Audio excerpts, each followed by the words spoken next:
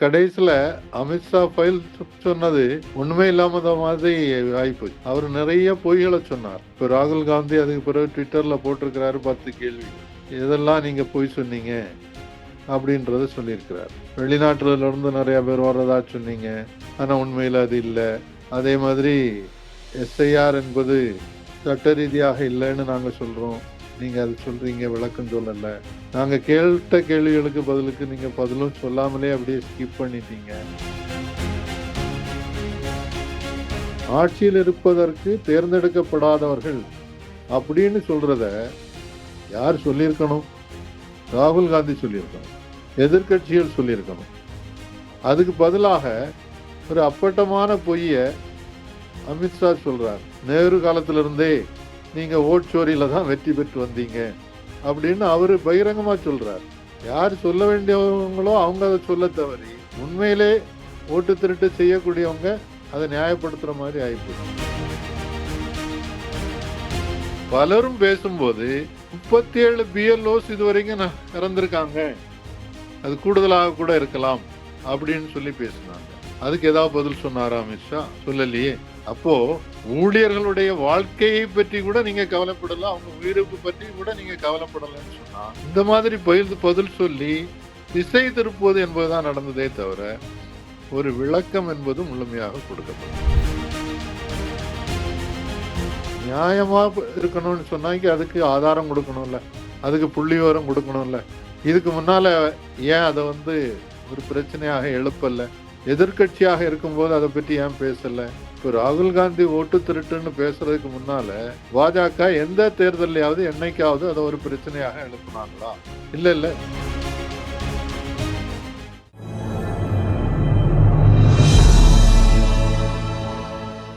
Tamil news நேயர்களுக்கு அன்பு வணக்கம். இன்றைய சிறப்பு நேர்காணலில் நம்மோடு இணைந்திருக்கும் சிறப்பு விருந்தினர் அரசியல் விமர்சகர் மரியாதைக்குரிய தாமஸ் பிராங்கோ சார். சார் வணக்கம். வணக்கம் சார். நாடாளுமன்றத்துல கடந்த 2 தினங்களா இந்த தேர்தல் சீர்திருத்தம் சம்பந்தமான ஒரு டிபேட்டு, ரொம்பவே காரசாரமான டிபேட்டு. மத்திய உள்துறை அமைச்சர் அமித்ஷா அவர்கள் மத்திய அரசு சார்பாக பதிலளித்து இருந்தார், நம்ம பார்த்தோம். ராகுல் காந்தி அவர்கள் இடைமறித்து ஒரு ஓப்பன் சேலஞ்ச் ஒன்று விட்டாரு, சவால் விட்டாரு. அமித்ஷாஜி, நான் கடந்த 3 பிரஸ் மீட் நான் நடத்தியிருக்கேன். மகாதேவபுரா அலிகேஷன், ஆலந்து தொகுதி, 3வதாக ஹெச் ஃபைல்ஸ், ஹரியானா மாநிலத்தில் நடந்த அந்த முறைகேடுகள், இந்த 3 சம்பந்தமாக ரைட் நவ் இப்போ உடனே நம்ம டிபேட் வச்சுக்கலாமா அப்படின்னு பகிரங்கமான ஒரு சவாலா விட்டாரு. அதற்கு அமித்ஷா அவர்கள் என்ன ரெஸ்பான்ஸ் பண்ணாரு, என்ன நடந்துச்சு சொல்லுங்க சார். அதாவது அந்த டிபேட் காரசாரமா இருந்தது, நல்ல கருத்துக்கள் முன்வைக்கப்பட்டன என்பதெல்லாம் உண்மைதான். ஆனா கடைசியில அமித்ஷா ஃபைல் சொன்னது உண்மை இல்லாம மாதிரி ஆயிப்போச்சு. அவர் நிறைய பொய்களை சொன்னார். இப்ப ராகுல் காந்தி அதுக்கு பிறகு ட்விட்டர்ல போட்டிருக்கிறாரு 10 கேள்விகள். எதெல்லாம் நீங்க பொய் சொன்னீங்க அப்படின்றத சொல்லியிருக்கிறார். வெளிநாட்டுல இருந்து நிறைய பேர் வர்றதா சொன்னீங்க, ஆனா உண்மையில அது இல்ல. அதே மாதிரி எஸ்ஐஆர் என்பது சட்ட ரீதியாக இல்லைன்னு நாங்க சொல்றோம், நீங்க அது சொல்றீங்க, விளக்கம் சொல்லல. நாங்க கேட்ட கேள்விகளுக்கு பதிலுக்கு நீங்க பதிலும் சொல்லாமலே அப்படியே ஸ்கிப் பண்ணிட்டீங்க. தேர்தல் ஆணையரை முன்னாலேயும் இதே மாதிரிதான் நியமனம் செய்ததாட்டு சொன்னீங்க, அது முழுக்க முழுக்க போய்.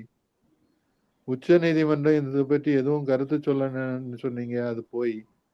உச்ச நீதிமன்ற தீர்ப்பு மூலமாகத்தான் 3 பேர் கொண்ட குழுவில் உச்ச நீதிமன்றம் இருப்பாருன்றது போட்டிருந்தது. நீங்க அது இல்லைன்னு சொல்றீங்க, அது போய் இப்படின்னு சொல்லி அழகா பட்டியல் போட்டிருக்கிறார். இப்ப சேலஞ்சை பொறுத்தவரையில இதுவரைக்கும் அவர் சொல்லக்கூடிய கருத்துக்களுக்கு, இந்த 3 பிரஸ் கான்பரன்ஸ்ல கொடுத்த தகவல்களுக்கு தேர்தல் ஆணையம் நேரடியா பதில் சொல்ல மாட்டேங்குது. அமித்ஷா பதில் சொல்றாரு, அனுராக் தாக்கூர் பதில் சொல்றாரு. யார் சொல்ல வேண்டியது? தேர்தல் ஆணையத்துக்கு மேலதானே குற்றச்சாட்டு. அவங்க எல்லாம் பதில் சொல்லணும்னு சொல்ல மாட்டேன்றான். அந்த ஒரு மாதிரி விவாதம், நேரடி விவாதம்னு வச்சுக்கிட்டதா இருந்தா அதுக்கு அமித்ஷா ஒத்துக்கிட மாட்டாரு. ஏன்னா விவாதம்ன்னும் போது நீங்க கரெக்டான புள்ளி விவரங்களை சொல்லணும். அதுக்கு ஒரு நடுவர் இருக்கணும்ல. அப்போ கரெக்டான புள்ளி விவரங்கள் இல்லாம பொய்ய சொல்லி எப்படி ஒரு விவாதத்துல பங்கேற்க முடியும்? அதனால அது சாத்தியம் இல்லை. அதே நேரத்துல ராகுல் காந்தியும் கூட ஒருபடி மேல போனோம்னு நான் நினைக்கிறேன். குறிப்பாக 2019 தேர்தல்ல என்னென்ன தவறுகள் நடந்ததுன்றத சிட்டிசன்ஸ் ரிப்போர்ட் ஆன் எலெக்ஷன் கொண்டு வந்திருக்காங்க. அதே மாதிரி 2024ல என்ன நடந்ததுன்றத ஓட் ஃபார் டெமோக்ரஸி கொண்டு வந்திருக்காங்க. அதுல எப்படியெல்லாம் ஓட்டு எண்ணிக்கையில மேனிபுலேஷன் நடந்ததுன்றத தொகுதி வாரியாக அனலைஸ் பண்ணி கொடுத்துருக்காங்க. அந்த டாக்குமெண்ட்ரி எவிடன்ஸை வச்சு ராகுல் காந்தியாக இருந்தாலும் சரி, எதிர்கட்சியில் இருக்கக்கூடியவங்க எல்லாருமே விவாதத்தை கொண்டு வரணும். அகிலேஷ் யாதவ் அதை டச் பண்ணார். அவர் அதை ஊப்பிக்குள்ள தொகுதிகளோட நிறுத்திக்கிட்டாரு. இந்தியா முழுவதும் அவர் ஒப்பிட்டு காட்டல. இன்றைக்கு ஆட்சியில் இருப்பவர்கள், ஆட்சியில் இருப்பதற்கு தேர்ந்தெடுக்கப்படாதவர்கள் அப்படின்னு சொல்றத யார் சொல்லியிருக்கணும்? ராகுல் காந்தி சொல்லியிருக்கணும், எதிர்கட்சிகள் சொல்லியிருக்கணும். அதுக்கு பதிலாக ஒரு அப்பட்டமான பொய்ய அமித்ஷா சொல்றார். நேரு காலத்திலிருந்தே நீங்க ஓட்சோரியில தான் வெற்றி பெற்று வந்தீங்க அப்படின்னு அவரு பகிரங்கமா சொல்றாரு. யார் சொல்ல வேண்டியவங்களோ அவங்க அதை சொல்ல தவறி உண்மையிலே ஓட்டு திருட்டு செய்யக்கூடியவங்க அதை நியாயப்படுத்துற மாதிரி ஆயிப்போச்சு. அதனால இந்த விவாதங்கள் இன்னும் கூட செழுமைப்படுத்தணும். இந்த பாராளுமன்றத்தில் அவங்களுக்கு மெஜாரிட்டி இருக்கிறதுனால விவாதங்கள் இன்ட்ரெஸ்டிங்கா போச்சுதே தவிர எந்த முடிவும் வரல. உச்ச நீதிமன்றம் தான் இதுல ஒருவேளை நல்ல தீர்ப்பு கொடுக்கணும்னு தோணுது. அதுவும் சாத்தியமா இல்லையான்றத பொறுத்திருந்தான் பார்க்கணும். சார், குறிப்பா ராகுல் காந்தி மீது வைக்கக்கூடிய அந்த விமர்சனம் என்பது திரு அமித்ஷா அவர்கள் வைக்கிறார். அடுக்கடுக்கான விமர்சனம் வைக்கிறாரு. நீங்க சொன்னது போல இந்திரா காந்தி அம்மையார், நெஹ்ரு, அதே போல ராஜீவ் காந்தி, இவங்க எல்லாமே வெற்றி பெற்றது ஓட்சோரியால தான் வெற்றி பெற்றாங்க.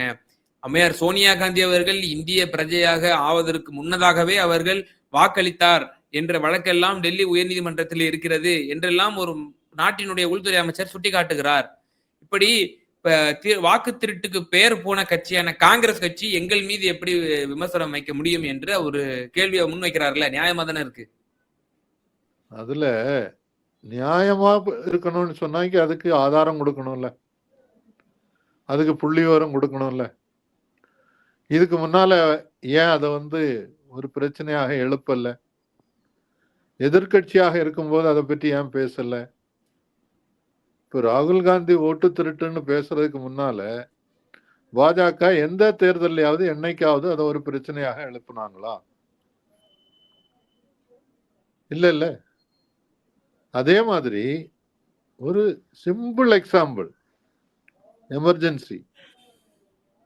எமர்ஜென்சிக்கு பிறகு இந்திரா காந்தி அம்மையார் போட்டியிடுறாங்க.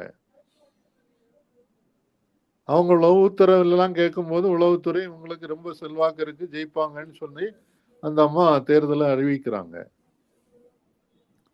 அந்த தேர்தல்ல காங்கிரஸ் படுதோல்வி அடைந்தது இல்லை.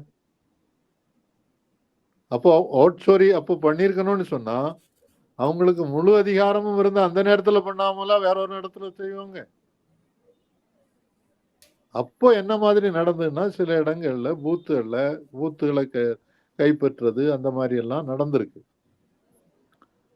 அது ரொம்ப குறைவு. அதனால ஒரு தேர்தல் வெற்றி முடிவு வர்றது என்பது நடக்கல. இப்ப இயந்திரம் மூலமாக திருட்டு நடத்துது. நீங்க மொத்தம் ஓட்டு போட்டவங்க இவ்வளவு பேருன்னு சொல்றீங்க, ஒரு நாள் எண்ணறைக்கு முந்தின நாள் அந்த எண்ணிக்கை கூடுது.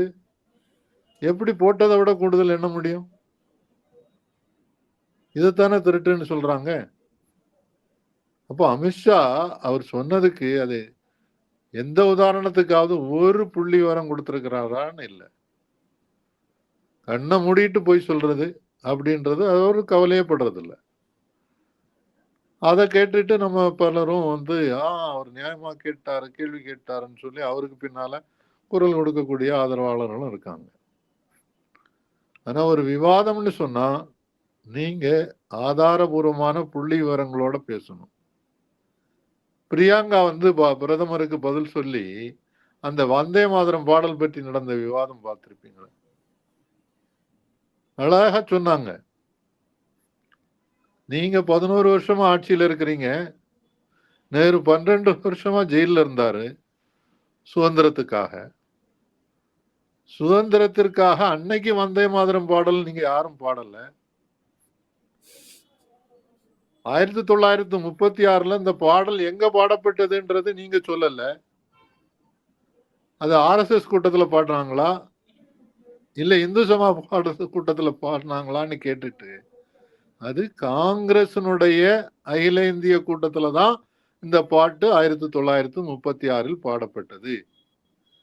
பாடும்போது மகாத்மா காந்தி இருந்தார், நேதாஜி சுபாஷ் சந்திர போஸ் இருந்தார், ரவீந்திரநாத் தாகூர் இருந்தார், நேருவும் இருந்தார். அப்படின்றத அவங்க புள்ளி விவரத்தோட கொடுத்தாங்க, ஆதாரபூர்வமா. ஒவ்வொன்றுக்கும் டாக்குமெண்ட் எவிடன்ஸ். இந்த பாடல் வந்து நீங்க சொன்ன வருஷம் எல்லாம் எழுதப்பட்டது. அதுக்கு முன்னாலே எழுதி ஆனந்த் மடம் என்ற ஒரு நாவல்ல தான் அந்த பாடல் வந்திருக்குது. அதுக்கு பிறகு அதை மாற்றியிருக்காங்கன்னு புள்ளி விவரம் சொன்னாங்க. அப்போ ஒரு விவாதம் வரும்போது கரெக்டான புள்ளி விவரங்களோட பேசினாதான் அது ஒரு நியாயமான விவாதமாக இருக்கும். உள்துறை அமைச்சர் அப்படி பேசல. ஆனா சார், இப்போ உள்துறை அமைச்சர் நேத்து எதிர்க்கட்சியினர் வைத்த விமர்சனங்களுக்கு அவர் முறையான பதில் கொடுக்கலன்னு நீங்க சொல்றீங்களா? ஆனா அடுக்கடுக்கான பல விஷயங்கள் அவர் வந்து மேற்கோள் காட்டி சொன்னார் இல்ல சார்? இல்ல, அவர் குற்றச்சாட்டுகள் தான் சொல்லிட்டு இருந்தாரே தவிர எதிர்கட்சிகள் வச்ச கேள்விகள் என்ன, புள்ளி விவரங்கள் என்ன? ஒண்ணு, தேர்தல் ஆணையம் இப்படி ஒரு எஸ்ஐஆர் நடத்துறதுக்கு சட்டத்தில் இடமில்லை என்பதை மனிஷ் தாக்கூர் ஒவ்வொரு கிளாஸ் பை கிளாஸா படிச்சு காட்டி சொன்னார். அதுக்கு இவர் பதில் சொல்லல. தேர்தல் ஆணையத்துக்கு பவர் இருக்கு, எல்லா பவரும் இருக்கு அப்படின்னு சிம்பிளா சொல்லிட்டார். ரெண்டாவது, ஓட்டு எண்ணிக்கையை பற்றி பேசும்போது ஓட்டு எப்படி நீக்கப்பட்டது என்பதை பற்றி அகிலேஷ் யாதவ் தொகுதி வாரியாக புள்ளி விவரங்களோட நாங்க இத்தனை கடிதங்கள் கொடுத்திருக்கிறோம் அப்படின்றத சொன்னார். சில தொகுதிகளை குறிப்பிட்டும் சொன்னார். அதுக்கு ஏதாவது பதில் சொன்னாரா அமித்ஷா? சொல்லலையே. அதே மாதிரி தயாநிதி மாறன் பேசும்போது 2019 எலெக்ஷன்ல 2014 எலெக்ஷன்ல என்ன நடந்ததுன்றதெல்லாம் அவர் சுட்டி காட்டினார். அதுக்கெல்லாம் யாரும் பதில் சொல்லல. அதே மாதிரி மேற்கு வங்காளத்திலிருந்து கல்யாண் பானர்ஜி பேசினார். அவர் பேசும்போது எப்படியெல்லாம் தவறு நடந்து கொண்டிருக்கிறதுன்றதை சுட்டி காட்டி பேசினார். பலரும் பேசும்போது 37 பிஎல்ஓஸ் இதுவரைக்கும் இறந்திருக்காங்க, அது கூடுதலாக கூட இருக்கலாம் அப்படின்னு சொல்லி பேசினாங்க. அதுக்கு ஏதாவது பதில் சொன்னாரா அமித்ஷா?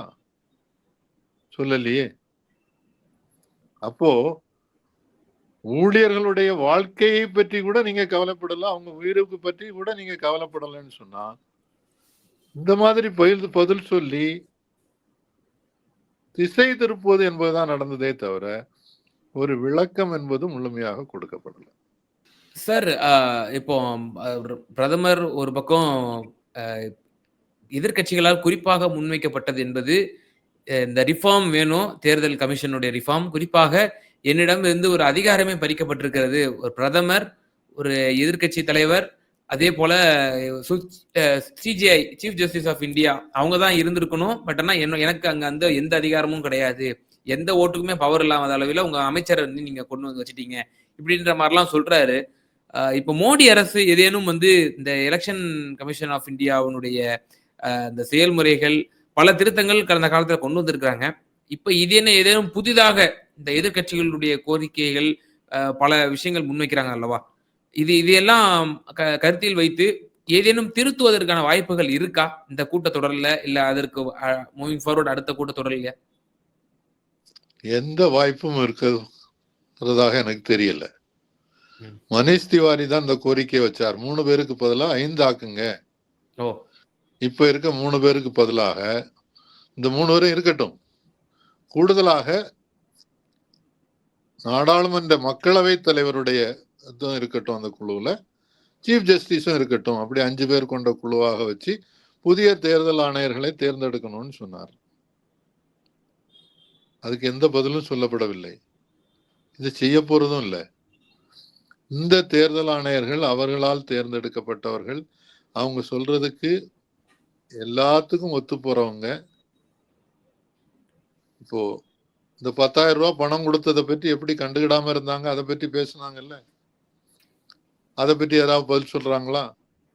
பதில் சொல்லலையே. அதனால இந்த அரசாங்கம் அதனால ஏதோ நியாயம்னு பார்த்து இவங்களெல்லாம் இதுல எல்லாம் திருத்தங்கள் கொண்டு வந்துருவாங்கன்னு நான் நம்பல. அவங்களுக்கு சாதகமா இருக்குது தேர்தல் ஆணையம், அதை அப்படியே தான் கொண்டு போவாங்க. வாக்குச்சீட்டு முறை வேணும்னு கேட்குறாங்க.